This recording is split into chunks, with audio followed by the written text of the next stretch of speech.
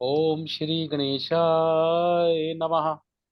ओम श्री गणेशाय नमः।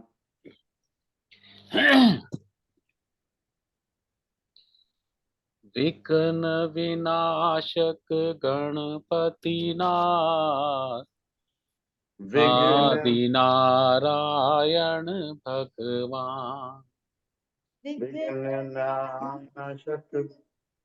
गणपति नाथ आदि नारायण भगवान। विघ्न विनाशक गणपति नाथ आदि नारायण भगवान। विधि विनायक गणपति आदि नारायण भगवान। आदि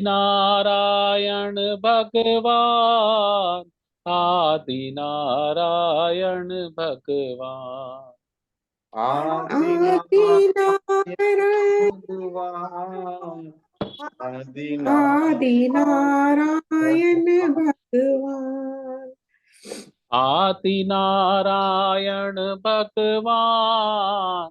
आदि नारायण भगवान।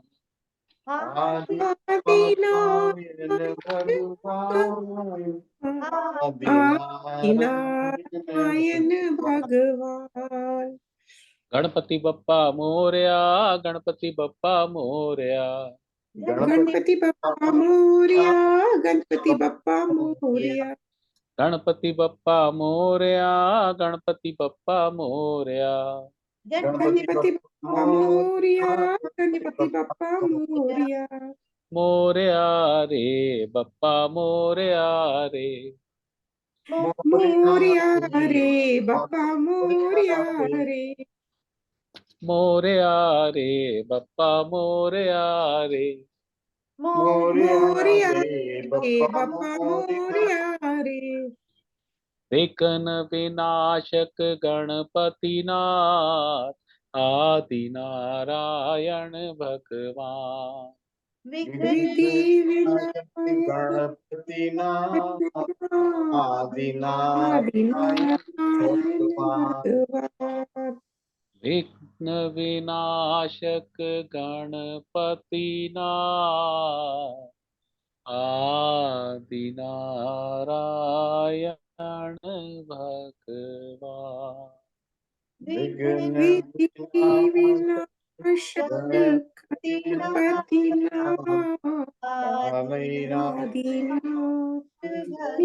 भगवान। बोल गणपति भगवान की गणपति जय। जय। ओम श्री परमात्मने नमः। ओम ओम श्री श्री परमात्मा परमात्मा नमः। नमः। अंजलि चश्मा दे दे। ओम पार्थाय प्रतिबोधिताम् ओम ओम पार्थाय पार्थाय प्रतिबोधिताम् प्रतिबोधितां भगवता नारायणेन स्वम् भगवता नारायणेन स्वम् भगवतेन व्यासेन गथितां पुराणमुनिना व्यासेन गथितां प्राणमुनिना मुनिना मध्ये महाभारतम् मध्ये मध्ये महाभारतम् भारतम् अद्वैतामृतवर्षिणीम् अद्वैतामृतवर्षिणीम् अद्वैतवर्षिणी अष्टादशाध्यायनीम् अष्टादशाध्यायिनी अम्ब त्वाम् अनुसन्ददामि अहं त्वामनुसन्धामि भगवद्गीते भवद्वेषिणीम् भगवद्गीते भद्देशुनीं। नमोऽस्तु ते व्यास विशालबुद्धे नमस्ते व्यास ते विशाल बुद्धे पुल्लारविन्दायत पत्रनेत्र नेत्र येन त्वया भारत तैलपूर्णः येन ते भारत पूर्ण प्रज्वालितो ज्ञानमया प्रदीपः प्रज्वलितो ज्ञाने प्रदीपः। प्रपन्न पारिजाताय प्रपन्न प्रपन्नपरिताये स्तोत्रवेत्रैकपाणये स्तोत्र स्तोत्र वेद ज्ञान मुद्राए कृष्णाय ज्ञान मुद्राए कृष्णाय गीतामृतुहे नमः। गीता मृत्युहे नमः। वसुदेव सुतं देवं वसुदेव वसुदेव सुतं देवं देव कंस चाणूरमर्दनम् कंस चाणूरमर्दनं मर्दनम देवकी परमानन्दम् देवकी देवकी परमानंदं परमानंदम कृष्णं वन्दे जगद्गुरुम्। कृष्णं कृष्ण वन्दे वंदे जगद्गुरुं जगद्गुरुम भीष्म द्रोण तटा जयतरजला भीष्म द्रोण भीष्म तथा जयद्रथला गान्धारनी लोतपला गांधारी लोकपाला लोकपाला शल्ये ग्रावती कृपेण वहिनी शल्य शल्ये प्रयावती ग्रावती कृपेणवहिनी मेनी कर्णेन वेलाकुला कर्णेन कर्णेन वेलाकुला वेलाकुला अश्वत्थाम विकर्ण घोरमकरा अश्वत्थामा अश्वत्थामा विकर्ण मकरा घोर दुर्योधना वर्तिनी दुर्योधना वर्तिनी वर्तनी सोतीर्णा खलु पांडवैरणनदी सोतीर्णा खलु पांडव की कई वर्तकः केशवाः कई केवल वर्तकः केशवाः केशवः पाराशरेव च सरोजममलम् पाराशरे सरोजमण्डलम् सरोजमल्लम गीतार्थगन्धोत्कटम् गीतार्थ गीतार्थगन्धोत्कटम् नानाख्यान केसरम हरिकथा अनाख्यानं नान्य केशरं हरिकथा ईश्वरी कथा संबोधना बोधितम् संबोधना बोधितम् संबोधितम लोके सज्जन षट्पदैरहरः लोके लोके सज्जन षट्पदैरहरः ते पीयमानं मुदा पेप्यमानः मुदा भूयात् भारत पंकजं कलिमल भूया भारत पंकज कलमयम् पंकज कल्पल प्रध्वंसी न श्रेयसे प्रध्वंसीना श्रेयसे मूकं करोति वाचालम् मूकं मूकं करोति करोति वाचालम् वाचालम पंगुं लंघयते गिरिम् पंगुं लंघयते पंगुलंघ्यते गिरिम् यत्कृपातं हम वन्दे यत्कृपातं हम वन्दे परमानंद माधवम् परमानंद परमानन्दं माधवम शान्ताकारं भुजगशयनं शान्ताकारं शांताकारं भुजगशयनं भुजगशयनं पद्मनाभं सुरेशम् पद्मनाभं पद्मनाभं सुरेशं सुरेशं विश्वाधारं गगनसदृशम् विश्वाधारं गगनसदृशं विश्वधारसदृशं मेघवर्णं शुभांगम् मेघवर्णं मेघवर्णं शुभांगं शुभांगं लक्ष्मीकान्तं कमलनयनम् लक्ष्मीकान्तं लक्ष्मीकान्तं कमलनयनं कमलेन योगीभिर्ध्यानगम्यम् योगी वन्दे विष्णु भवभयहरम् वन्दे विष्णु वन्दे भवभयहरं भवभयहरं सर्वलोकैकनाथम् सर्वलोकैकनाथं सर्वलोकनाथं यं ब्रह्मा वरुणेन्द्र रुद्रमरुतः यं ब्रह्मा यं वरुणेन्द्ररुद्रमरुतः ब्रह्मा स्तुन्वन्ति दिव्यैस्तवैर् सुन्वन्ति दिव्ये दिव्ये सर्वे वेदैः साङ्गपदक्रमो उपनिषदैर् दैतै वेदे साम्प्रतमोपनिषदै गायन्ति यं सामगाः गायन्ति यं गायन्ति सामगाः समगाः यस्यान्तं न विदुसुरासुरगुणा यस्यान्तं सदसुरगुणा देवाय तस्मै नमः देवाय देवाय तस्मै नमः देवाय तस्मै नमः देवाय तस्मै देवाय नमः तस्मै नमः। ओम श्री परमात्मने नमः। ओम ओम श्री श्री परमात्माय नमः।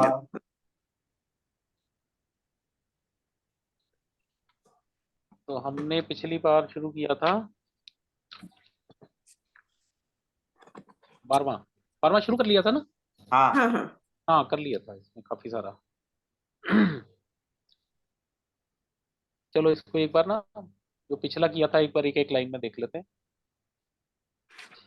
तो 12वां अध्याय हमारा भक्ति योग का लास्ट अध्याय है, ठीक है। हाँ जैसे ये कहा जाता है कि जैसे अमृत मंथन किया था और फाइनल उसमें से अमृत निकला था, 10 चीजें निकली थी। सबसे पहले जहर निकला था, हलाल विष, फिर वो उच्च श्रवा घोड़ा, फिर एरावत हाथी, फिर उसमें लक्ष्मी जी निकली, उसमें वारुणी शराब निकली। तो ऐसे काफी सारी चीजें निकली थी। लास्ट में फिर अमृत निकला। कहा जाता है कि सारे वेदों का जो सार है वो गीता है, और गीता का जो सार है वो 12वां। ओके। जो गीता का अमृत है वो 12वां, जो शास्त्र कहते हैं या संत लोग। तो इसमें अर्जुन का बड़ा अच्छा प्रश्न है, क्योंकि भगवान ने दो निष्ठा बताई, एक ज्ञान योग निराकार और एक कर्म योग साकार। तो उसने कहा भी कुछ लोग आपको साकार रूप में पूछते हैं, कुछ निराकार रूप में पूछते हैं, इनसे श्रेष्ठ कुकू तेरा तो कट रहा है काफी आज, ऐसे जो आवाज काफी कट हाँ, रही है।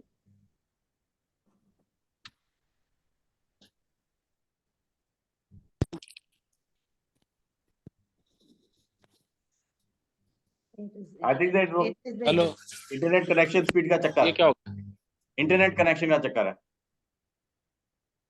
अब अब ठीक है कि नहीं? ट्राई करते हैं तो, मगर बेसिकली इंटरनेट स्पीड वो कर रहा है, तो बीच बीच में कट जाता है। अच्छा, ये तो पीछे की प्रॉब्लम हो गई। अभी ठीक है, थोड़ा ट्राई करते हैं। चलो, तो अर्जुन का प्रश्न है इसमें कि आपने दो निष्ठाएं बताई हैं, एक ज्ञान योग जिसमें निराकार की पूजा की जाती है, जिसमें अहम ब्रह्मास्मि कहा जाता है कि मैं ही ब्रह्म हूं और सारा संसार मेरा ही स्वरूप है।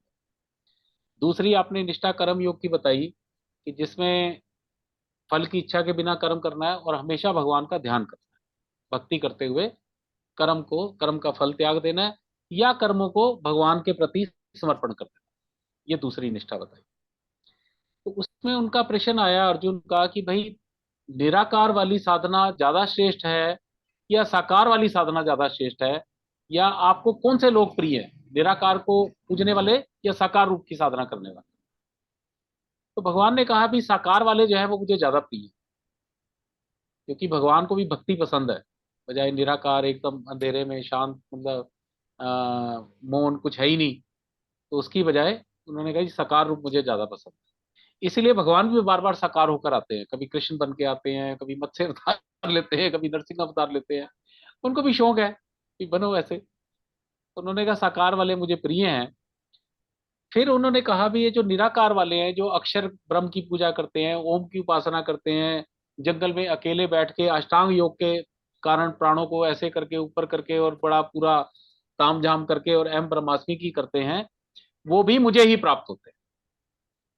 तो कहने का मतलब यह है कि साकार वाला एक अलग रास्ता है, निराकार वाला एक अलग रास्ता है, लेकिन दोनों रास्तों की फाइनल जो डेस्टिनेशन है वो कृष्ण भगवान। अब ठीक है आवाज?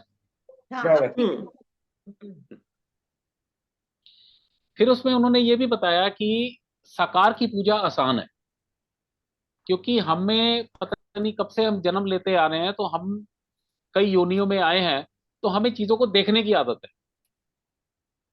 तो जब हम साकार की पूजा करते हैं तो हमारे सामने कृष्ण का एक स्वरूप है, राम का एक स्वरूप है, गणेश जी का स्वरूप है, माँ का एक स्वरूप है, कुछ ना कुछ स्वरूप हमारे सामने होता है। तो आसानी है पूजा करना। लेकिन जो निराकार की पूजा करते हैं वो बड़ी कष्टपूर्ण है। भाई, आप जंगल में खड़े हो जाओ, छाती फैला लो, नाक को देखो, ये करो वो करो, और उसमें प्राण वायु के ऊपर जीवित रहो, ना खाना है ना पीना है ना कुछ है। तो उसमें जो कष्ट है वो कह रहे हैं जी मृत्यु तुल्य कष्ट है। निराकार की पूजा में मृत्यु तुल्य कष्ट है कि भी किसका ध्यान करो, ज्योति का करो, इसका करो, उसका करो। तो पहले ब्रह्म सूत्र पढ़ो, ये करो वो करो, बड़ा कुछ तैयारी भी करनी पड़ती है, आत्म संयम ये वो, तब जाके आप कहीं ध्यान में आपका लगता है। तो उन्होंने कहा वो बड़ा कष्टदायक है देहधारियों के लिए। तो साकार वाली जो पूजा है वो ठीक है।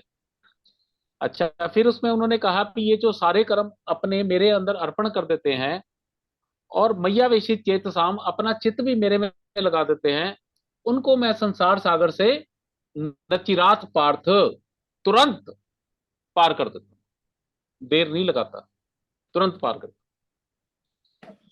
फिर उन्होंने भगवान ने चार चीजें बताई। उन्होंने कहा कि मेरे अंदर अगर तू मन और बुद्धि लगा देगा तो निश्चित जान तू हमेशा मेरे अंदर ही निवास करेगा, और शरीर छोड़ने के बाद भी मुझे ही प्राप्त करेगा, इसमें कोई संशय नहीं। जब तक जीवन रहेगा तब तक भी मेरे में निवास करेगा। हालांकि संसार को एक जेल ही कहा गया, लेकिन जेल में दो तरह के लोग होते हैं।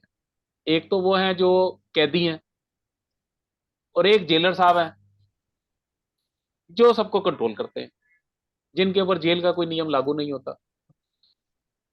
तो अगर भगवान कहते हैं भी तू मेरे के अंदर मन और बुद्धि लगा देगा, तो इस संसार में भी तू ऐसे रहेगा जैसे जेल के अंदर जेलर।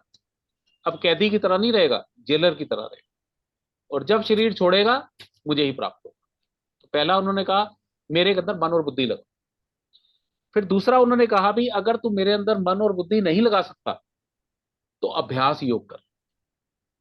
स्टार्टिंग अभ्यास हो मजीद, मैंने बताया था मंदिर जाना, ऐसे कथा करनी, किसी से भी मतलब ये तीर्थ स्थानों पे जाना, वृंदावन जाना, इधर जाना, उज्जैन जाना, राम का मंदिर देखने जाना, तो ये भी। और प्लस उन्होंने कहा कि ये सब अभ्यास कर और इसके साथ मुझे प्राप्त करने की इच्छा कर। तेरे मन में ये भाव हो कि मैंने ईश्वर को प्राप्त करना। ये दूसरा उन्होंने बताया। फिर तीसरा उन्होंने कहा भी तू अभ्यास करने में भी नहीं है, भी तेरे पास टाइम नहीं है, तू दुकान पे बैठा है, तेरे को ऑफिस जाना है, तो कह रहा है यार कौन जाएगा मंदिर, कौन जाएगा कथा सुनने, टाइम नहीं है। तो जो भी कर्म है वो मेरे लिए कर। इसका मैंने एग्जाम्पल दिया था कि भाई कैसे भगवान के लिए कर्म करें। भाई आपकी दुकान है, मैं उसमें 1 लाख रुपए महीना कमाता हूँ, 20,000 मेरा घर का खर्चा है, 80,000 मैं कहीं मंदिर में खर्च कर दूं, कहीं दान कर दूं। कोई लोग भक्त लोग हैं जिनके पास खर्चा नहीं है, भक्ति करते हैं, उनको मैं कर दूं। कोई तीर्थ यात्रा पे जाना चाहता है, उसे मैं फाइनेंस कर दूं। तो ये भी भगवान के प्रति कर्म करना ही कहा जाए, कि जिसमें मैंने अपनी जरूरत का पैसा ले लिया और बाकी जो पैसा मैंने भगवान के कार्यों पर खर्च कर दिया।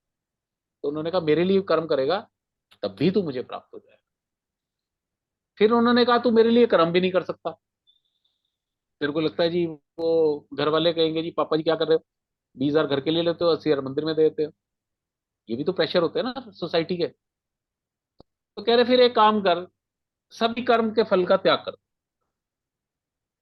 सब काम कर जैसा है वैसा तू रह, लेकिन फल की इच्छा मत कर। जो कर्म कर मेरी अर्पण कर और भूल जा। तो ये चार उन्होंने वो बताए।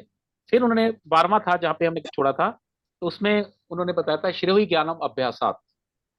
तो जो अभ्यास है उससे ज्ञान श्रेष्ठ है। मैंने आपको बताया था जब हम मंदिर जाते हैं, ये जाते हैं, शुरू करते हैं, फिर धीरे धीरे हमें ज्ञान हो जाता है, कहीं ना कहीं से गुरु आ जाता है जीवन। क्योंकि अभ्यास के साथ भगवान ने ये कहा मेरी इच्छा भी कर। जो दूसरा बताया ना उन्होंने कि अभ्यास कर मेरे मेरे लिए, तो उसमें उन्होंने एक और सेंटेंस जोड़ा कि मेरे को प्राप्त करने की इच्छा भी कर। और ये अतुल फैक्ट है, जिस दिन तुम ये इच्छा कर लोगे कि भगवान हमें प्राप्त हो जाए, कहीं ना कहीं से जीवन में गुरु आ जाए। हम्म। कहीं से भी आए, कैसे भी आए, प्रकट हो जाए। कोई रीजन बने, कैसे भी बने। क्योंकि शास्त्र ये कहता है जी आप गुरु को नहीं चुनते, गुरु आपको चुनता है। गुरु सूक्ष्म रूप से देखता है भी कौन आदमी भगवान की इच्छा कर रहा है, तो वो कुछ ऐसा चक्कर चलाएगा कि आप उसके पास पहुंचे। और शास्त्र ये कहता है, हमें तो ये पता है ना भगवान के 3 ही कार्य हैं, पैदा करना, पालन करना, संहार। लेकिन जब आप आगे बढ़ोगे तो आपको पता लगेगा भगवान के 5 कार्य। नॉर्मल जीव के लिए तो इतना ही है, पैदा हुए, खाया पिया, मर गए। चौथा काम है जब आप ईश्वर की इच्छा करते हो, तो वो गुरु बन के जीवन में आ जाए।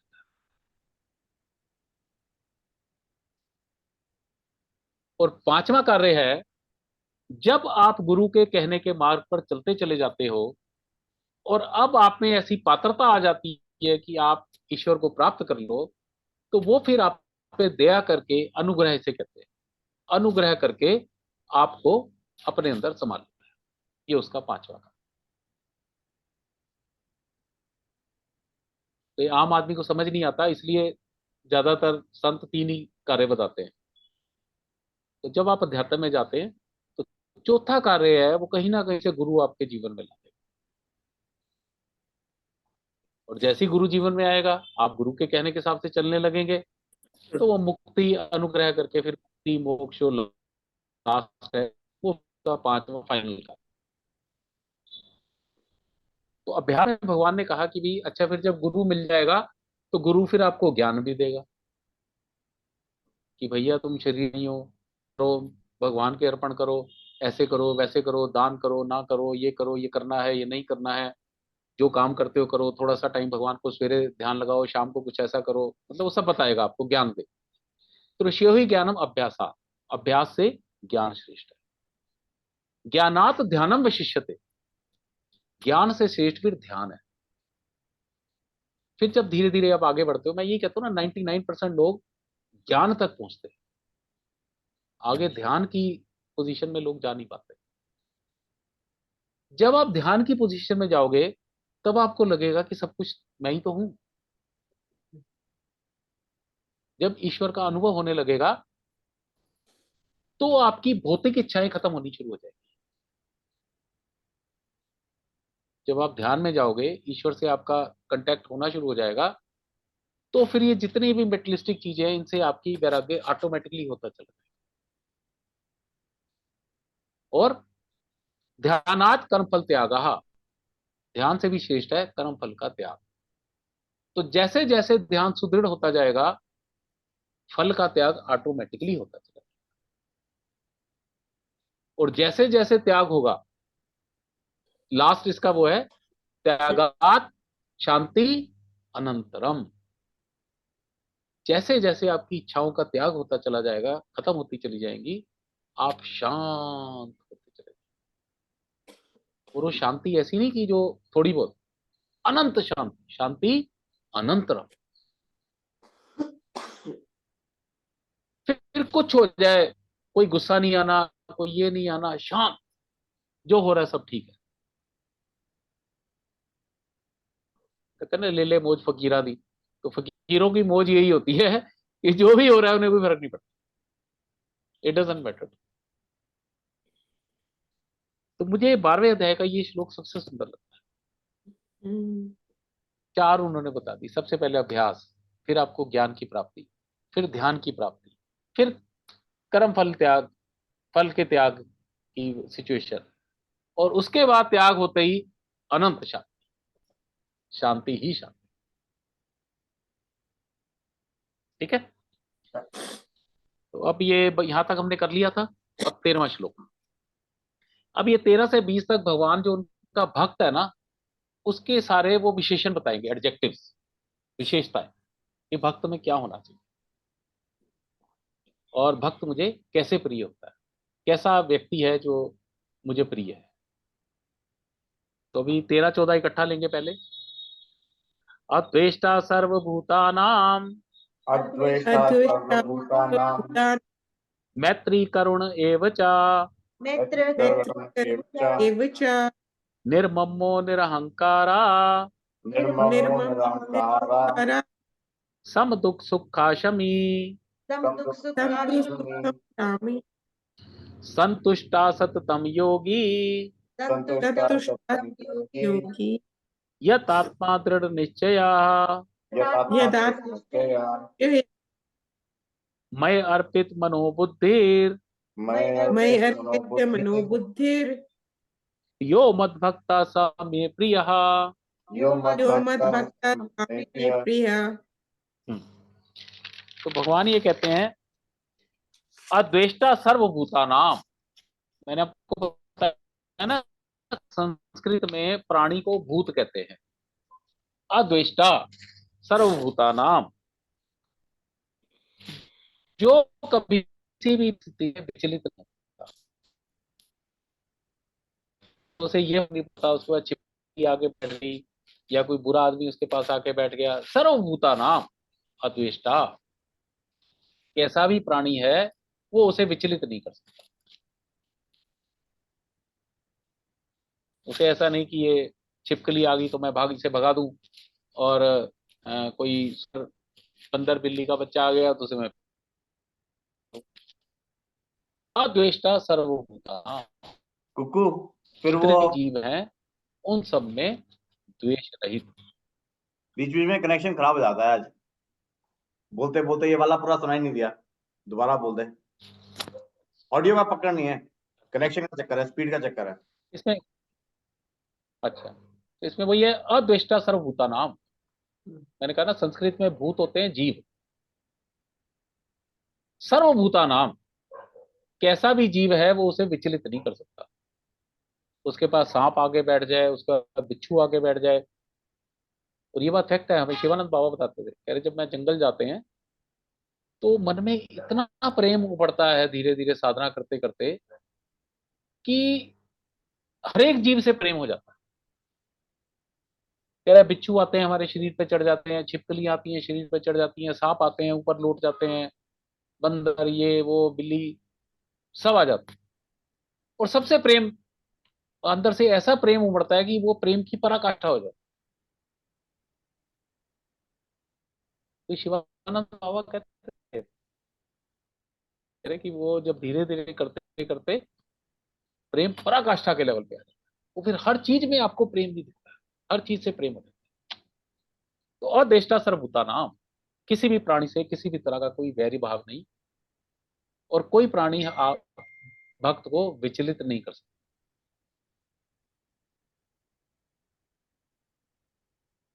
यूजली ईर्ष्या कब होती है?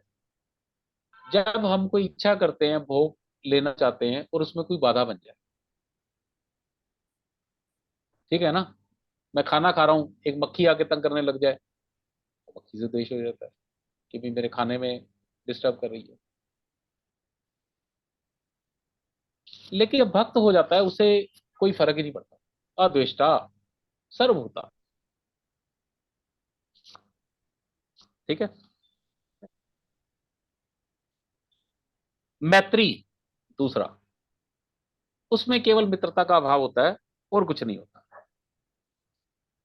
सभी जीवों को वो अपने जैसा ही महत्व देते हैं, कि जो मैं हूं वो ये है।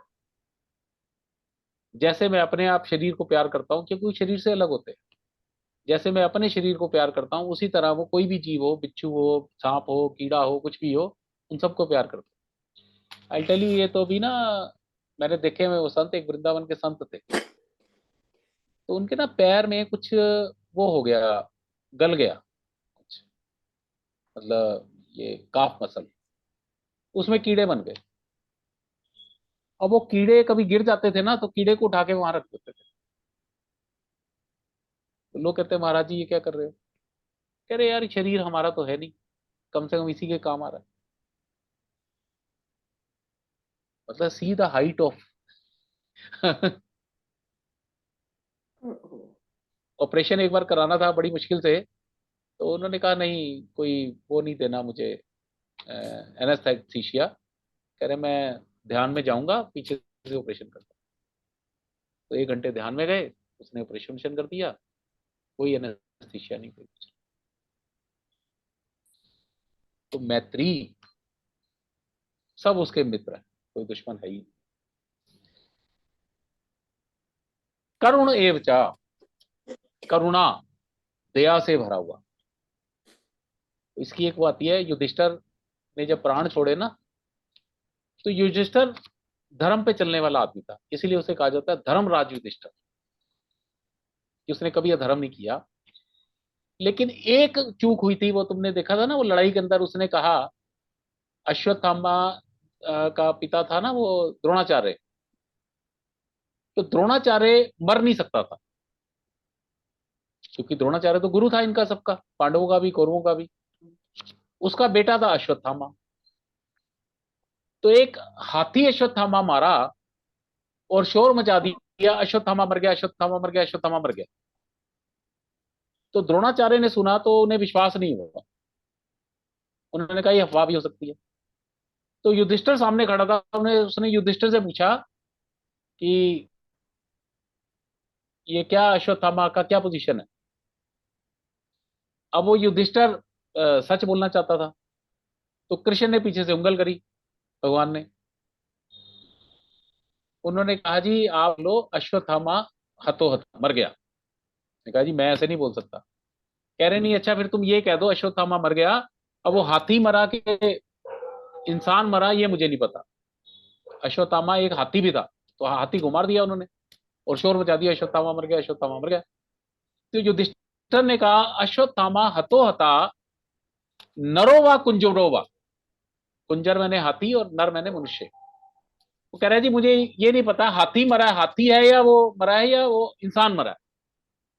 लेकिन जब उसने कहा अश्वत्थामा हतो हता, भगवान कृष्ण ने पीछे से वो रणभेरियां बजा दी। अब नरो व कुंजो वा वो उसके द्रोणाचार्य के कान में पहुंचा ही नहीं।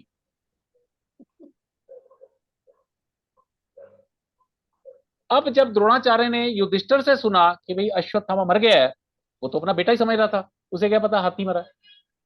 तो उसने वहीं पे अपने वो सारे वो त्याग दिए शस्त्र। मतलब बेटे की मृत्यु पे तो बाप बिल्कुल सुन्न हो ही जाएगा ना। अब कृष्ण ने अर्जुन को कहा मार दे भी इसे, and that is how the Dronacharya was killed. अब ये इसमें अधर्म की बात हो गई। तो जब वो युधिष्ठिर ने शरीर छोड़ा तो धर्मराज की उपाधि थी, कभी अधर्म किया ही नहीं, कभी झूठ नहीं बोला, कभी गलत नहीं बोला। तो ये हुआ कि इन्होंने कभी गलत तो करा नहीं, लेकिन एक वो गलती तो है, वो जो द्रोणाचार्य के टाइम नरोवा कुंजरोवा वाली जो बसूड़ी थी। तो उन्होंने कहा जी आपको ना हम नरक क्या ना ऊपर ऊपर से सैर कराएंगे, ये जो आपने आधा झूठ बोला है तो इसकी मैं आपको नरक की सैर कराई जाएगी। तो उन्होंने कहा ठीक है जी। तो नरक की सैर कराई। तो जब संत लोग जाते हैं ना तो जो वो यातना पा रहे होते हैं नरकों में, उनको बड़े ही मतलब ठंडक पहुंचती है, उनके दुख दूर हो जाते हैं। तो सारे के सारे ना वो हो गए, शांत हो गए बड़े। उससे पहले बड़ा शोर मच रहा था, कोई यहाँ चिल्ला रहा है, कोई तला तला जा रहा है, कोई कुछ हो रहा है, कोई कुछ हो रहा है सब। तो युधिष्ठिर ने देखा तो उसे बड़ा ही अजीब लगा। उसने कहा जी ये सब क्या है? कह रहे जी नरक तो ऐसा ही होता है। तो उसने कहा जी ऐसा है, या तो इन्हें छोड़ो नहीं तो मैं नरक में ही रहूंगा। क्योंकि युधिष्ठिर के रहने से उनको अपनी तकलीफें कम नजर महसूस हो रही थी नरकवासियों को। तो मैत्री, मैत्री भाव, तो उसने मित्रता का भाव था उसमें। तो उसने कहा जी मैंने स्वर्ग स्वर्ग नहीं जाना, मैंने यहीं जाना है, क्योंकि मेरे रहने से इनकी तकलीफें कम हो रही। तो फाइनली ये आता है कि वो सारे के सारे नरक वाले थे, उनको भी वहां से उठा के स्वर्ग ले जाया गया, क्योंकि युधिष्ठिर माना नहीं। या तो सुनी आ गई ना पूरी?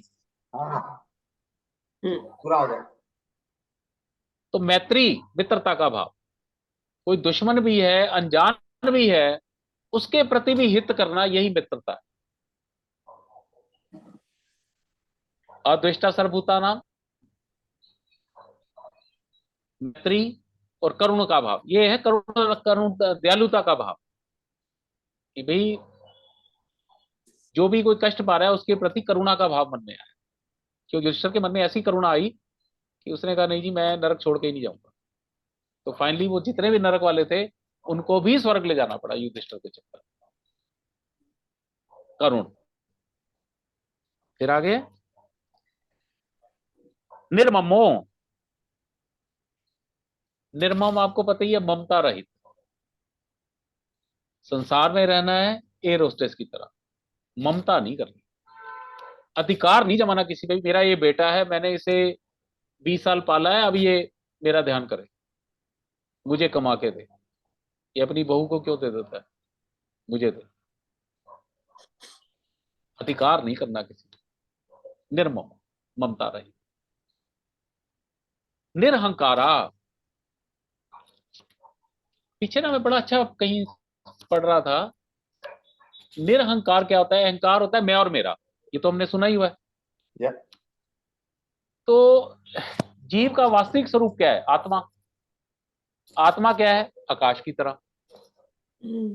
तो आकाश का जो बीज मंत्र है ना, वो होता है हम। मैंने आपको बताया ना ये 7 हमारे चक्र होते हैं। तो सबसे नीचे मूलाधार चक्र होता है, ये पृथ्वी से अटैच्ड है, तो इसका बीज मंत्र है लम। फिर यम, रम, वम, और ये जो विशुद्धि चक्र है ये आकाश तत्व से कनेक्टेड है। भाई जो सबसे नीचे का चक्र है वो पृथ्वी से कनेक्टेड है, जो यम ऊपर का चक्र है स्वादिष्ठान, वो ऊपर वाले पितृलोक से अटैच्ड है। फिर ये जो नाभि भी एक चक्र चक्र होता है, इसका नाम क्या है, जो भी है, नाभि चक्र जो है, इसका बीज मंत्र है रम, और ये अग्नि इसका बीज मंत्र है, और ये स्वर्ग से कनेक्टेड है।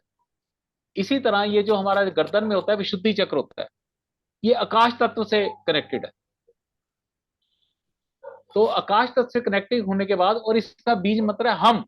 जब भी हम कहेंगे यहां चोट लगेगी गर्दन पर, तो हम मीन्स आकाश तत्व, और आ जब लगा दो, किसी भी चीज के आ लगा दो आगे, तो समझ लो वो चीज वो नहीं है, बदल गई। भाई एक्चुअली तो हम थे आकाश तत्व, अहंकार जैसे ही अब आ लगा दिया, तो अब हम आकाश तत्व नहीं रहे, अब हम छोटे तत्व बन गए, साकार रूप में आ गए। तो ये भी डेफिनेशन कहीं पढ़ी मैंने, तो बड़ी अच्छी डेफिनेशन थी। भाई जब तक हम थे तो आकाश तत्व थे, आत्म तत्व थे, और जैसे ही अहंकार आ गया, अहम तत्व हो गए, तो वो मैं अलग हो गया। मैं अतुल बन गया, मैं भाभी बन गई, मैं अनिल बन गया, मैं अंजलि बन गई। तो जैसे ही हा के आगे आ लगा, अहम हो गया, तो वो मैं बन गया। वो जो मेरा विराट स्वरूप था, वहां से मैं छोटे स्वरूप में आ गया। तो निरहंकारा, मिथ्या अहंकार से रहित, भक्त की डेफिनेशन ऐसा है।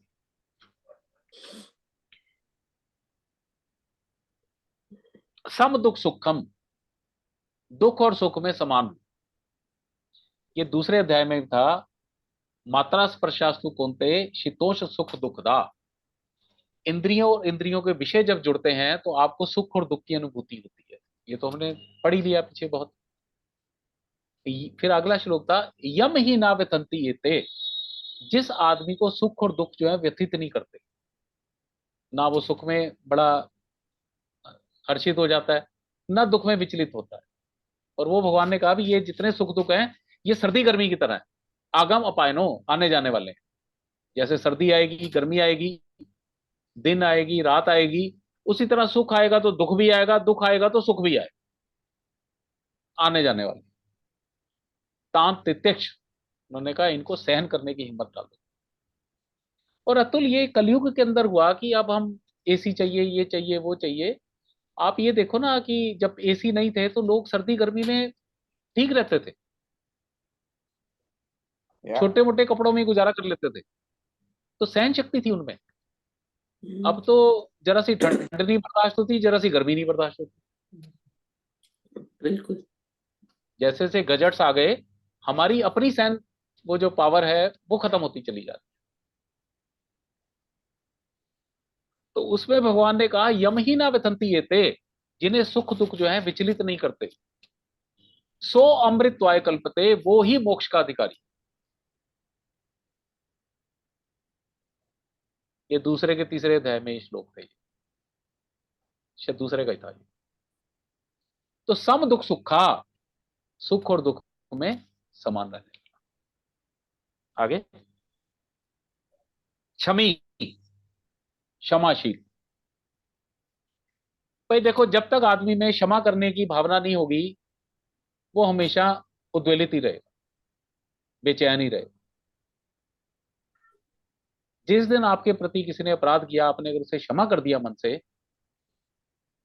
तो आपका उसके प्रति वो जो एक वैर भाव है, वो जो एक टेंशन बनी होती है, वो सब खत्म हो जाता है। अगर क्षमाशील नहीं है तो हमेशा बदला लेने के भाव में ही जीते रहोगे कि कैसे इससे मैं बदला लूं, इसने मेरी बेइज्जती की, इसने मेरा पैसे चुराए, मैं इसका कैसा इसका नुकसान करूं। आप इसी में ही जूझते रह जाओगे। शमी, क्षमावान, बड़ा जरूरी। आगे, संतुष्टा सततम, ये मैं बार बार कहता हूं ना, हमेशा संतुष्ट रहता है। प्राप्त ही पर्याप्त, जो है मेरे पास, जो मुझे प्राप्त है, मैं उसी में प्रसन्न। प्रॉब्लम होती कहां है, भाई उसने जैगवार ले ली, मेरे पे मारुति है। भैया उसकी किस्मत उसके साथ, मेरी किस्मत मेरे साथ। प्राप्त ही पर्याप्त। ये भी जीवन का ना ये नियम बना लो, इसे बार बार ठोक लो दिमाग के अंदर। बड़ा अच्छा सूत्र है ये। हमारी बड़ी सारी टेंशनें यही होती हैं, उसने ये ले लिया हमने भी लेना है। उसने राडो की घड़ी ले ली, हमारे पास तो ये टाइटन है। प्राप्त ही पर्याप्त, सदैव संतुष्ट, जो है उसी में खुश है। उसने जैगुआर ले ली, गुड फॉर हिम। हमारे पास नहीं है, गुड फॉर अस। मतलब मन को ही तो समझाना है ना। या मन से ही खुशी, मन से ही गम, सीधी सी बात है। सदैव संतुष्ट। योगी, योगी मीन्स चिंतनशील। मैंने कहा था ना, योग मीन्स जुड़ना, भगवान से जुड़ना, कि हम कैसे ईश्वर से जुड़े, ये चिंता हमेशा विचार करते रहना। योगी, अब मैं इतना जुड़ गया हूं, और आगे कैसे जुड़ूं, और आगे कैसे जुड़ूं। तो योगी वाला चिंतन। यत आत्मा, जीते हुए मन वाला, जिसने मन को जीत लिया। मन ही है भाई साहब जो इधर उधर भगा जाता है आपको। आप कोई काम नहीं भी करना चाहते, मन जबरदस्ती खींच के ले जाता है, नहीं जी चलो ये करो। तो जीते हुए मन वाला यत आत्मा। दृढ़ निश्चयी, मैं अगर भक्ति कर रहा हूं, मैंने 1 घंटा इसको दे दिया है, तो मेरा दृढ़ निश्चय है, अब इसमें चाहे मेरे से बाइडन भी मिलने आ जाए, मैं ये 1 घंटा नहीं छोड़ूंगा। हमारा एक गुरु हमें बड़ी अच्छी बात कहता था। वो कहता था जी मेरी गारंटी है तुम्हें, अगर आपने मान लो कोई एक टाइम फिक्स किया हुआ है, मान लो गीता का टाइम फिक्स किया हुआ है 9:30 से 10:30, कह रहे जी अगर आपने दृढ़ निश्चय कर लिया आपका आऊंगा, मना मत करो उसे को आ जा। कह रहे हैं वो 10:30 से पहले आ ही नहीं पाएगा बात कर। कह रहे जब आप ईश्वर की पूजा करते हो तो ये गारंटी ले लो कि तुम्हारा नुकसान नहीं हो सकता। किसी बंदे ने आपको पेमेंट देने आना है 10 बजे, वो आएगा ही या तो 9:30 से पहले आएगा या 10:30 के बाद आएगा, जो मर्जी हो, चाहे ट्रैफिक में अटक जाएगा, कुछ हो जाएगा। और ये मैंने बड़ा देखा। तो मैं सुबह जैसे मेरा एक टाइम फिक्स है पूजा का जो भी है, उसमें कोई नहीं आता, आता ही नहीं। या तो जैसे ही मैं उठता हूँ, 4 बंदों ने आना अलग अलग टाइम पे, तो चारों के चारों उसी टाइम आते हैं सोचते। ये मैं अपना एक्सपीरियंस बता। और ये हमारा गुरु कहता था, दृढ़ निश्चय। आपका कोई नुकसान नहीं हो सकता भौतिक कार्य का किसी भी हाल, अगर आप दृढ़ निश्चय से वो कर रहे हैं। और फिर उसके बाद मैं अर्पित मनोबुद्धि, मन और बुद्धि जिसने भगवान को अर्पण कर दिया। मद भक्ता, ऐसा मेरा भक्त, स में प्रिया, वह मुझे बड़ा ही प्रिय। तो ये कुछ भगवान ने गुण बताए भक्त के। अद्वेष्टा सर्वभूतानाम, मित्रता का भाव, करुणा का भाव, ममता का अभाव, अहंकार का अभाव, सुख दुख में समान, क्षमावान, हमेशा संतुष्ट, योगी, जीते हुए मन वाला, दृढ़ निश्चय के साथ भक्ति करने वाला। मैं अर्पित, जिसने भगवान को मन और बुद्धि अर्पण कर दिए हो। मद भक्ता, ऐसा भगवान का भक्त, वो कह रहे जी मुझे बड़ा प्रिय है। ठीक है। बहुत ही इंटरेस्टिंग है 13-14, बहुत ही इंटरेस्टिंग वाला है। अरे मैं कह रहा हूं ना, ये अमृत है गीता का। 18 अध्याय का, इसे संत लोग इसे अमृत कहते हैं। आगे नेक्स्ट है, यस्मानो द्विजते लोको, यस्मानो लोकाना द्विजते च यः, यह हर्ष अमर्ष भय उद्वेगैर्मुक्तो, हर्ष यह स च मे प्रियः। प्रिय। हाँ, फिर इसमें आगे इन्होंने बताया, यस्मान ना द्विजते लोको, जिसके व्यवहार से कोई भी शुभ नहीं होता, जिसके व्यवहार से किसी को भी कोई तकलीफ नहीं पहुंचती।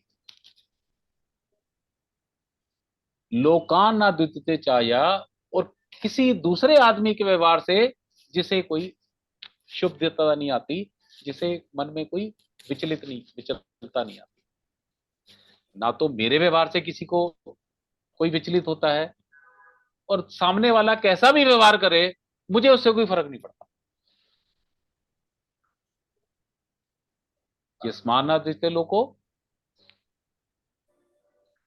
लोकानाद्वितीय चाहिए। मेरे व्यवहार से किसी को तकलीफ नहीं होती और किसी के व्यवहार से मुझे तकलीफ नहीं। फिर आगे है हर्ष अमर्ष भय मुक्तो। हर्ष होता है कोई भी भौतिक चीज मिल जाए तो हम बड़े प्रसन्न हो जाते हैं, तो वो हर्ष से मुक्त है, उसे कोई प्रसन्नता नहीं होती कोई चीज मिल जाए ना। अमर्ष होता है दूसरे के पास ये चीज है और मेरे पास नहीं है, ईर्ष्या का भाव आ जाता है, तो अमर्ष से भी वो मुक्त है। हर्ष तो है कि मेरे पास जैगुआर है, अमर्ष है भी उसके पास जैगुआर है, मेरे पे मारुति है, तो ना वो हर्ष में विचलित है ना वो अमर्ष में विचलित है। भय मुक्त, कोई भय नहीं। देखो सबसे बड़ा भय क्या है? मृत्यु का। जिस दिन आपके मन से भय निकल गया आप निर्भय हो। तो भक्त जो है मृत्यु के भय से भी मुक्त होता है।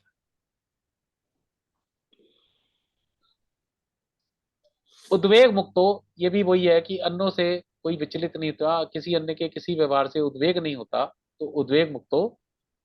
ये सच है में प्रिया, जो ऐसा आदमी है वो भी मुझे बहुत प्रिय है। अब आगे आ जाए।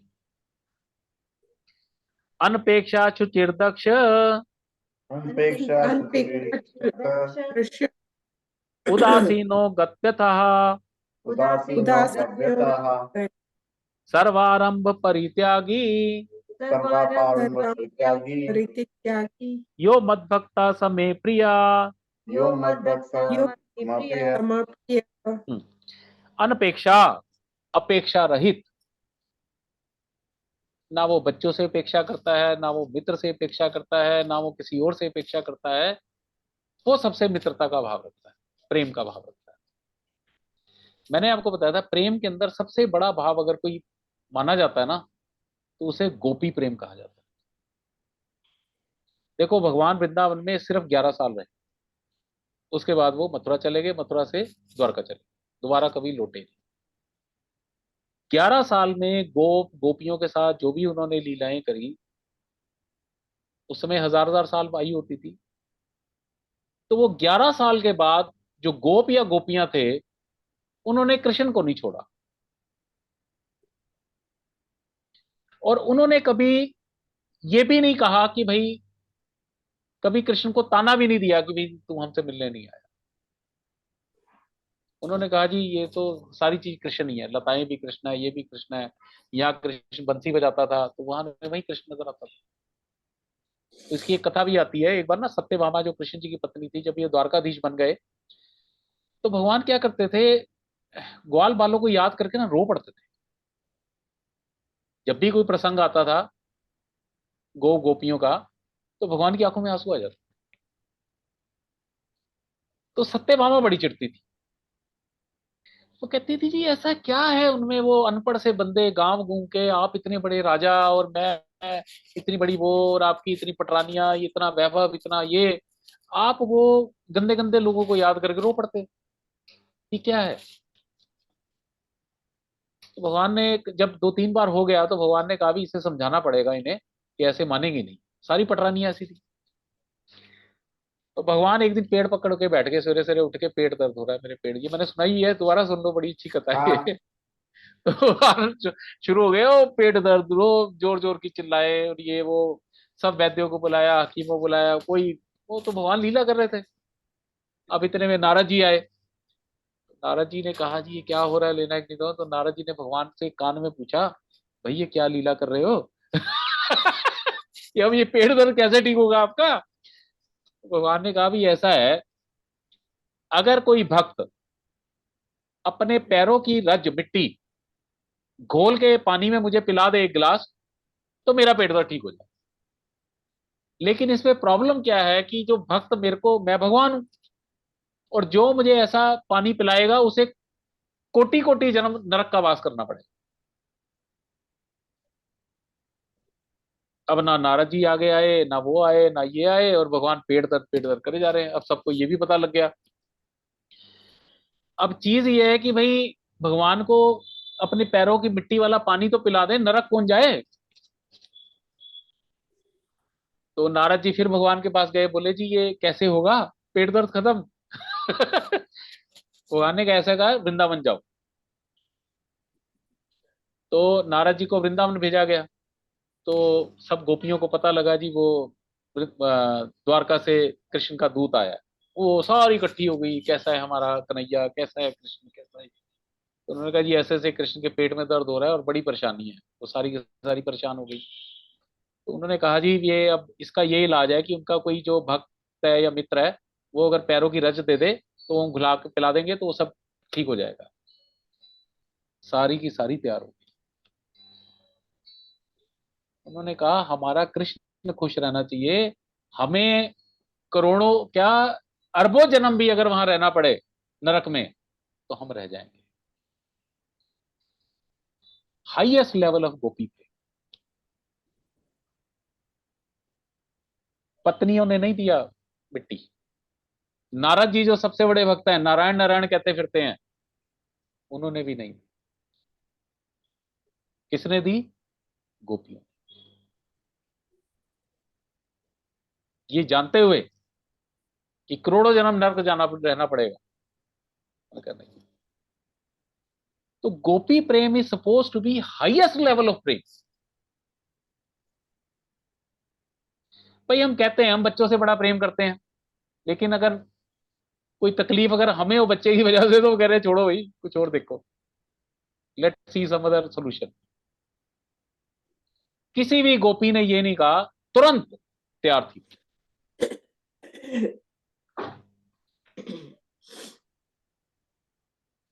अनपेक्षा, अपेक्षा नहीं। गोपियों का प्रेम कृष्ण के प्रति है, लेकिन कृष्ण से कोई अपेक्षा नहीं है उन्हें, ये हमें मिले ना मिले। मैंने कहा ना 11 साल के बाद कृष्ण जी चले गए वृंदावन छोड़कर, और तब उनकी आयु 200-300 साल थी जब उन्होंने मिट्टी वाला ये प्रोग्राम किया। लेकिन अपेक्षा नहीं, क्योंकि कृष्ण राजा बन गया तो कृष्ण हमें ये दे दे वो दे दे। आज भी वो प्रेम वन साइडेड है। तब फिर उन्होंने सबको बुला के कहा कि देखो ये प्रेम है। मैं उनसे 11 साल का था तब मिला था, और आज तक मिला भी नहीं, और सारी की सारी पैरों की मिट्टी देने को तैयार हो। और तुम मेरी महारानियां हो, रानियां हो, बड़ा बताती हो जी हम तुम्हारे बड़े प्रेम करते हैं। नारद जी ये रोज नारायण नारायण करके चिल्लाते रहते हैं, इनकी गला नहीं थकता नारायण नारायण कहते हुए। तो ये तो सबसे बड़े भक्त थे ना, दे सकते थे। उनका इसलिए मेरी आंखों में आंसू आ जाते हैं मैं जब भी गोपियों को याद करता हूं। क्यों?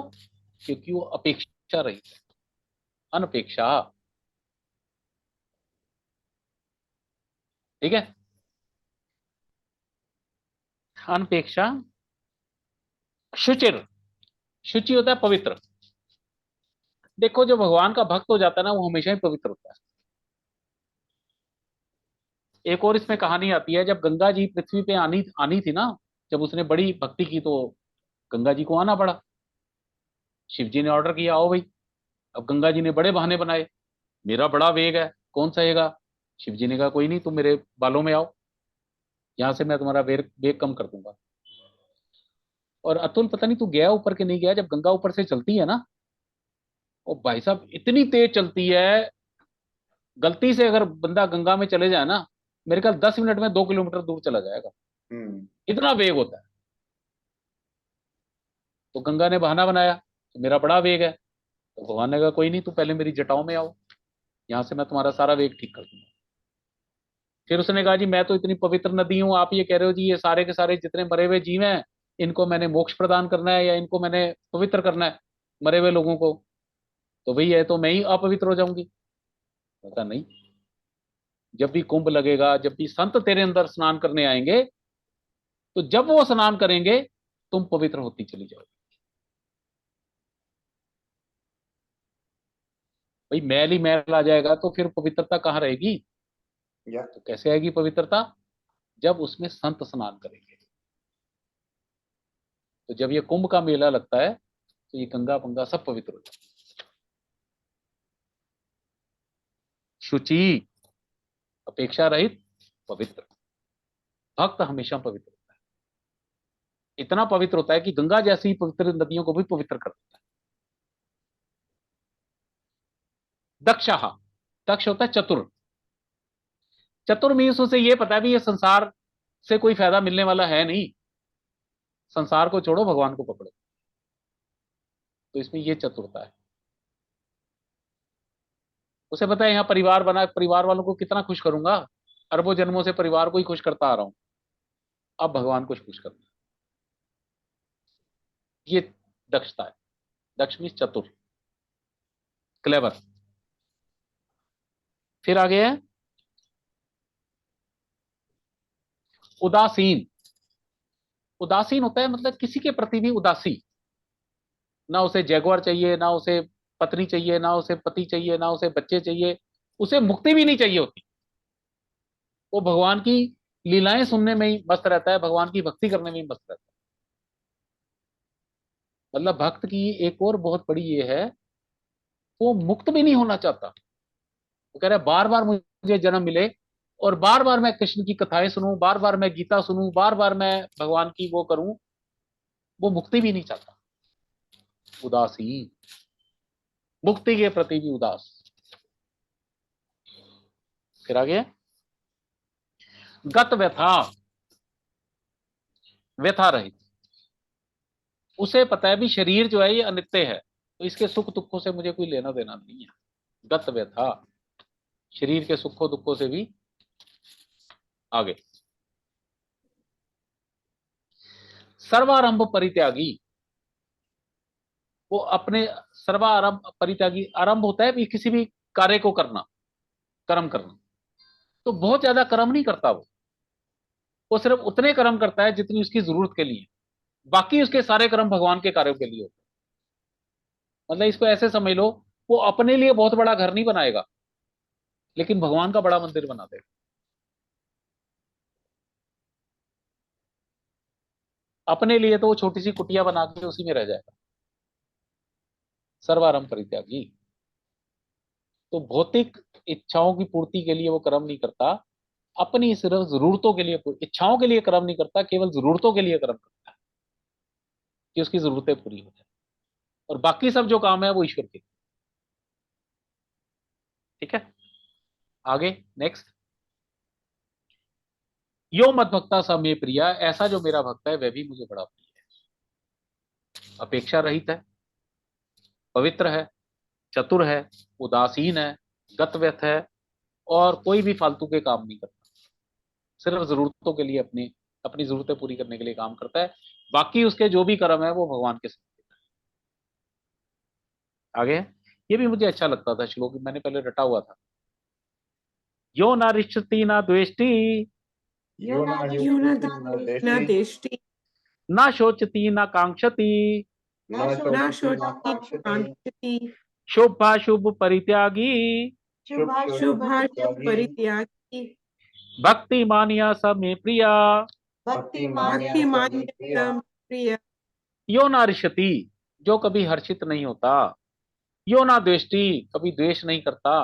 मतलब ना ये कई दफा संत लोग कहते हैं ये भगवान ने बार बार ये बातें क्यों बोली, तो उसका भी यही जवाब है कि बार बार इसलिए बोली जाती है कि आपकी बुद्धि में टिक जाए। भगवान कोई बात बार बार बोल रहा है तो आप उसे ध्यान से सुनो। तो द्वेष शब्द बार बार आता है, हर्ष शब्द बार बार आता है। तो भक्तिमान व्यक्ति कोई भौतिक सफलताओं से बहुत हर्षित नहीं होता, इसका एक आता है ध्रुव महाराज, जो ध्रुव प्रहलाद भक्त हुए ना, ध्रुव महाराज, तो जब भगवान प्रकट हुए तो भगवान ने उसे 36,000 वर्ष का साम्राज्य दिया राजा बनाने का, कि 36,000 वर्ष तक तुमने राज करना। लेकिन उन्हें कोई वो नहीं हुआ, उन्होंने कहा भगवान ये सब मुझे नहीं चाहिए, मुझे तो आपकी भक्ति चाहिए। अब भगवान ने कहा भी मैं आया हूं तो मैं ऐसे बिना दिए तो जाऊंगा नहीं। तो 36,000 वर्ष का राज करने का उसे आशीर्वाद देकर, लेकिन ध्रुव जी उसमें कोई खुश नहीं थे। तो यो ना रिशती, कोई भी मेटलिस्टिक चीज पाके जो हर्षित नहीं होता। ना द्वेष्टि, शुद्ध भक्त द्वेष भी नहीं करता किसी से। कहते हैं एक बार क्या हुआ, एक ब्राह्मण था, तो उसकी पत्नी बड़ी पतिव्रता थी। तो ब्राह्मण एक वैश्या को अपने घर ले आया। तो जो ब्राह्मणी थी उसने भी वैश्या को ऐसे ही वेलकम किया घर में जैसे कि किसी भी अतिथि को करते। क्यों? कर्म से उसको घृणा जरूर थी, लेकिन वैश्या से कोई घृणा नहीं। उसके कर्म से द्वेष था, वैश्या से कोई द्वेष नहीं। यो ना रिश्ती ना द्वेष्टि, ना शोचती, शरीर की मृत्यु के ऊपर कोई शोक भी नहीं होता उसे। बच्चा मर जाए, पत्नी मर जाए, ये मर जाए, ठीक है, तो जो हो गया हो। ना शोचती। आगे, ना कांक्षती, कोई इच्छा भी नहीं करता मेरे पुत्र हो जाए, मेरा शिष्य बन जाए, मेरे पुत्र को ये मिल जाए, मेरे शिष्य को कुछ ऐसा मिल जाए। किसी तरह की कोई आकांक्षा भी नहीं करता।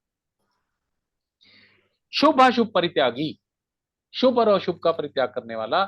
माइंड यू, शुभ और अशुभ कर्म का परित्याग करने की बात नहीं है यहाँ पे, उसके फल का त्याग करने की बात। भगवान ने बार बार ये कहा है भाई। अब एक सदना कसाई का कितना अशुभ कर्म है कि वो बकरे काट रहा है रोज। कर्म से वो नहीं है त्याग, उसके फल का त्याग है।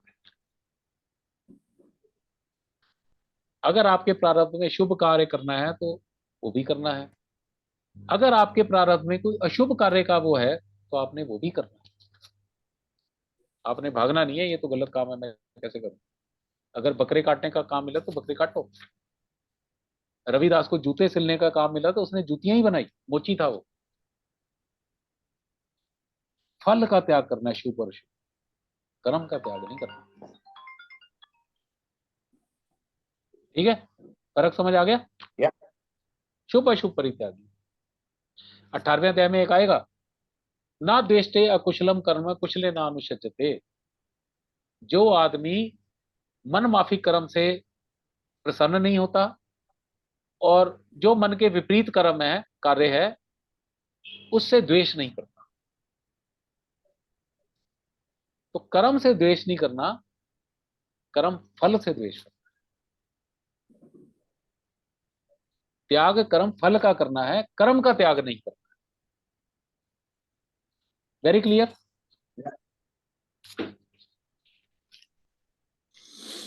समय शत्रौ च मित्रे च समय शत्रु च मित्रे च तथा मान अपमानयो तथा मान तथा अपमानयो अन्यो शीतोष्ण सुख दुखेषु शीतोष्ण सुख दुःखेषु समय संग विवर्जिता।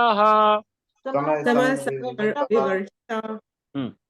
मित्रों और शत्रुओं में समान व्यवहार वाला। एक बार क्या हुआ, जब ये पांडव वन में गए हुए थे ना, 13 साल का वनवास था, तो दुर्योधन ना देखने आया कि भी कैसे रहते हैं, जरा देख तो आए। वो होती है ना भूख, क्योंकि मैं तो महल में रह रहा हूँ, जंगल में, तो वही कैसे रह रहे होंगे। तो गया तो वहां पे ना उसकी कुछ गंधर्व थे, तो उनसे कुछ इसने रास्ते में कोई लड़ाई वड़ाई होगी और गंधर्वों ने उसे खूब मारा, मार के उसको बांध बूंद दिया दुर्योधन को। तो युधिष्ठिर को पता लगा, तो युधिष्ठिर ने अर्जुन नकुल सहदेव सबको भेजा, उन्होंने कहा जाओ उसे छुड़ा के लाओ। अब वो सब चिल्लाए, अजी इसकी वजह से तो हम वनवास में आए, कैसे उसे छुड़ा के लाए। उन्होंने कहा नहीं, ये हमारा भाई है। समय शत्रु च मित्रे चा, शत्रु और मित्र में समान भाव वाला।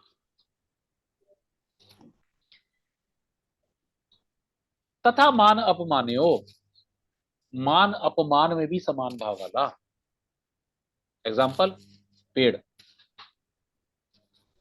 पेड़ को कोई काट रहा है, उसकी डाली, उसे भी छाया दे रहा है।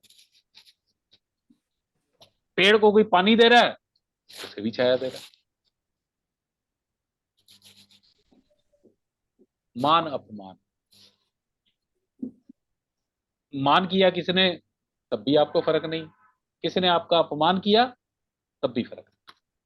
वृक्ष की भांति सबको अपनी छाया दे, चाहे उसकी टहनी काटने वाला आ रहा है, चाहे उसे जल और खाद देने वाला आ रहा है। शीतोष्ण, सर्दी गर्मी में भी समान सहन करने वाला। और संग विवर्जिता, बुरे संगत से दूर रहने वाला। मैंने बताया ना, रामचरितमानस में तुलसीदास जी ने जगह जगह एक ही बात भगवान से कही है कि भैया मुझे भक्ति भी नहीं चाहिए, कुछ भी नहीं चाहिए, मुझे केवल संग अच्छा दे। अगर आपके मित्र संत होंगे, अच्छे वाले होंगे, तो आपका व्यवहार अपने आप ही अच्छा होता चला जाएगा, कुछ करने की जरूरत नहीं। चलो बस ये अब लास्ट श्लोक है। तुल्य निंदा सुतुर्मोनि, तुल्य निंदा तुल्य सुमोनि, मृतमोनि, संतुष्टो येन केनचित्, संतुष्टो येन संतुष्टो येन केनचित्, अनिकेता स्थिरमतिर्, अनिकेता अनिकेता स्थिरमतिर्, स्थिरमतिर्, भक्तिमान में प्रियो न रहा। भक्तिमान में भक्तिमान में रहा। प्रियो नरः।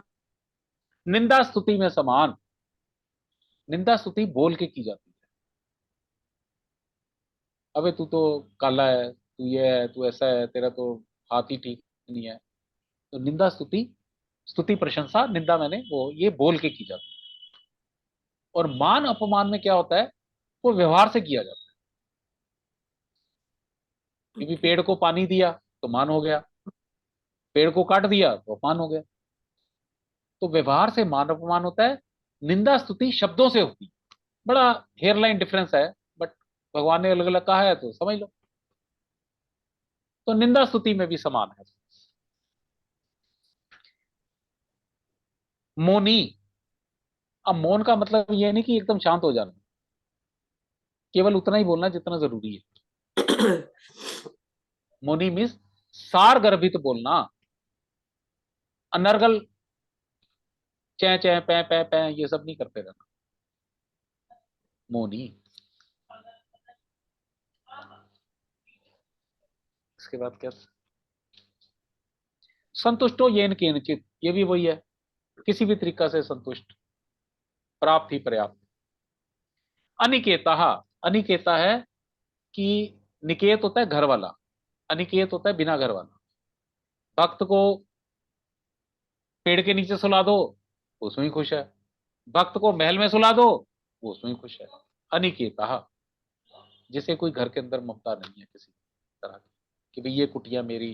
अरे हरिद्वार में जाओ ना, 100% वो जो आश्रम बने हुए हैं उनमें मुकदमे ही चल रहे हैं, ये मेरा है, ये मेरा है। वो स्वामी जी मुझे दे गए थे, वो कहेगा मेरे नाम बिल कर गए थे, ये कर गए, वो कर गए थे।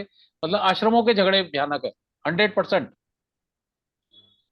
तो इसलिए उन्होंने कहा अनिकेत, कहा जिसे घर की कोई इच्छा नहीं है, पेड़ के नीचे भी सो जाए, महल में भी सो जाए, आश्रम में भी सो जाए, सब उसके लिए बराबर। स्थिर मतिर, जिसकी बुद्धि दृढ़ है।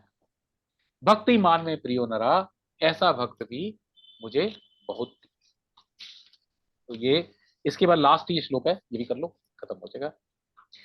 ये तो धर्मामृतम इदम, ये तो ये तो धर्मामृतम धर्मामृतम यथा उक्तम पर्युपासते, यथा उक्तम पर्युपासते, श्रद्धा नाम मत्परमा, श्रद्धा नाम श्रद्धा कर्मा, भक्तास्ते अति में प्रिया। भक्तास्ते मे प्रियः। तो इसमें भगवान ये कहते हैं कि ये जो मैंने ऊपर धर्म रूपी अमृत बताया है 12वें अध्याय में, यथा उक्तम जैसा कहा है, पर्युपास्ते श्रद्धाना मत परमा, जो भक्त श्रद्धा से मेरे प्राण होकर अपने आप को इस तरह बनाने की कोशिश करते हैं, भक्तास्ते अति में प्रिया, वो मुझे अत्यंत अत्यंत अत्यंत प्रिय है। ठीक है, या ये पता लग गया भक्त के क्या लक्षण है। या तो कोशिश करो एक आध तो आए हमारे जीवन में। ठीक है, चलो। या ओम तत्सदिति। ओम तत्सदिति। ओम तत्सदिति। ओम तत्सदिति। श्रीमद् भगवद गीतासु उपनिषत्सु श्रीमद् भगवद गीता ब्रह्म विद्यायां योग शास्त्रे ब्रह्म विद्यायां योग शास्त्रे श्री कृष्ण अर्जुन संवादे श्री श्री कृष्ण संवादे भक्ति योगो नाम द्वादशो अध्यायः। भक्ति योगो नाम द्वादशो अध्यायः। तो ये 12वां अध्याय जो था भक्ति योग इसका नाम है, इसका हमने अभी सारा का सारा वो किया। ठीक है। गीता शास्त्रम इदम पुण्यम गीता शास्त्रम इदम पुण्यम यह पठेत प्रयतः पुमान् ये पठेत प्रमाण विष्णु पदम अवाप्नोति विष्णु आपोति भय शोकादि वर्जिताः भय शोकादि वर्जिताः।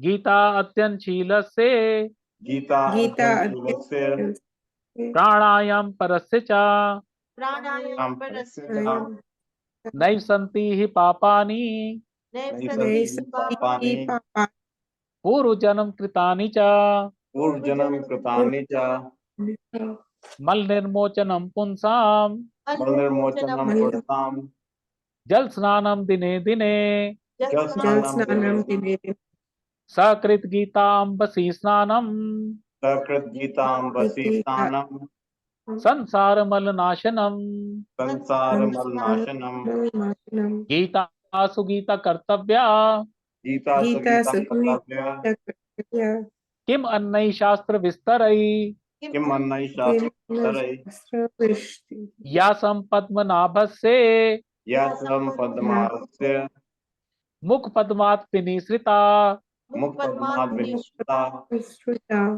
भारत अमृत सर्वस्वम भारत अमृत सर्वस्वम विष्णोर्वक्त्रात् विनिसृतम विष्णोर्वक्त्रात् विनिसृतम गीता गंगोतकं पीत्वा गीता गंगोतकं पीत्वा पुनर्जन्म विद्यते पुनर्जन्म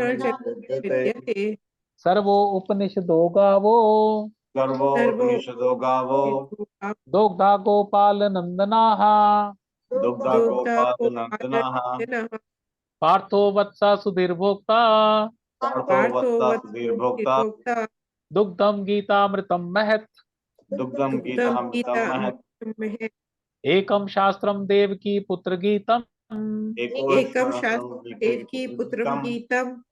एको देवो देवकी पुत्र एव एको देवो देवकी पुत्र एव एको मंत्रस्तस्य नामानि यानि एको मंत्रस्तस्य नामानि यानि कर्म अपि एकम तस्य देवस्य सेवा कर्म अपि एकम देवस्य सेवा। ओम श्री परमात्मने नमः। ओम श्री परमात्मने नमः। ओम श्री परमात्मने नमः। ओम श्री परमात्मने नमः। देखो एक चीज ना गांठ बांध दो, बाकी सब कुछ व्यास जी ने कहा, कुछ वो शुकदेव जी ने कहा, कुछ किसी ने कहा, ये भगवान ने स्वयं कहा, इसमें कोई मिलावट नहीं है। मैं कहूं बात में गड़बड़ हो सकती है, बात कुछ और निकल सकती है मुंह से, लेकिन जो भगवान ने कहा है ये तो मान लो कि इसमें असत्य की कोई गुंजाइश है ही नहीं। ना मानने वाली कोई बात है ही नहीं। चलो ठीक है, okay okay, thank you. Thank you.